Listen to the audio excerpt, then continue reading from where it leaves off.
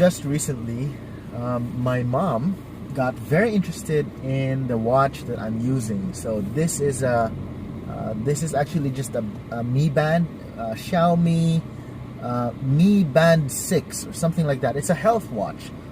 Basically, this little tiny device right here. On Shopee, it's about 2,500 pesos, right? And for 2,500, it tells you your blood pressure, your heart rate, the time, the weather, your sleep, your deep sleep, light sleep, what time you slept, calories you burned, how many steps you've walked in a day, what else? Weather. You can do so many things with it. It's got a built-in alarm clock or alarm system. You can set it up. So it does a lot of things for 2,500. And then we've got watches that are worth like 100,000, 500,000, 300,000, and they all just tell the same thing, basically the time. Now, of course, I understand if you love watches, if you like collecting them, or if you've got like a thing for luxury watches. Got nothing against that, But I thought this was a good analogy. If you can afford those watches, then your call. If you can afford the really expensive stuff, the luxurious stuff, that's your call. But if you cannot afford them, then just don't buy them. Or better yet, now this is just my opinion, better yet, why not just get stuff that give you more information, more bang for buck, more technology, things that can give you more information, that can help you or benefit you in more ways than one. Instead of a 500,000 peso watch that tells you the time, how about a 2,500 peso watch that tells you the time and so many other things about your health, so you can keep track and you can actually be healthier and all of that, right? Now, why did I talk about that? Because it's such a great analogy for life itself. I was thinking about it. Now, when it comes to health, not only do we have physical health, there's obviously mental health, emotional health, spiritual health.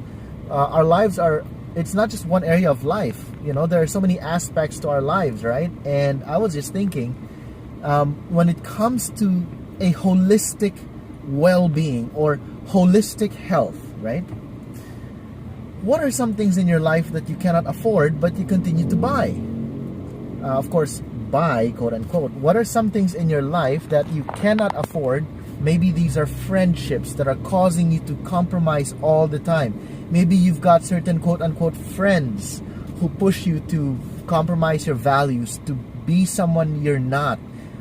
They influence you to do things that you're not proud of, that you're actually ashamed of. Do you have associations or contacts, or are you trapped in certain obligations wherein you feel you're becoming a worse person, you're not getting better as a person, and you just want to get out of those? Do you have certain habits that you continue to keep? There's an upkeep to your habit, and it's not good for you, but at the same time, it's very difficult to let go. Basically, it's more than just minimalism in material things, but it's minimalism in all areas of life. But my definition is quite different. I would call it sanctified minimalism. Why?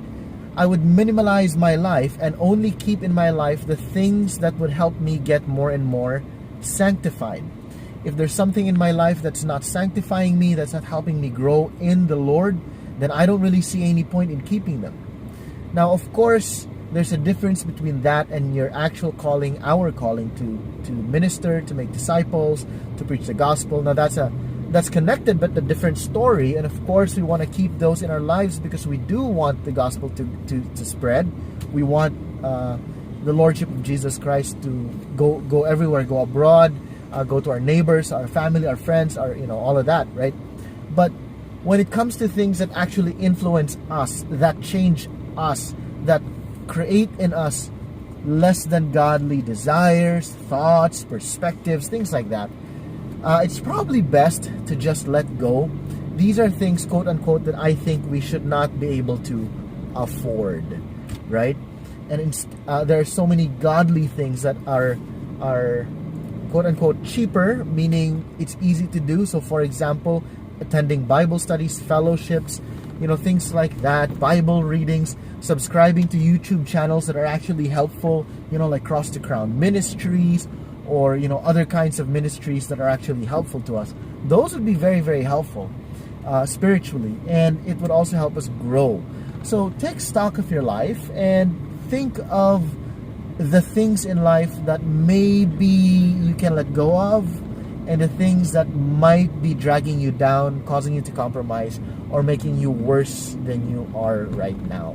This is a challenge, but at the same time, it's also very, very liberating. As with material minimalism, so it will be emotional, mental, and even spiritual minimalism.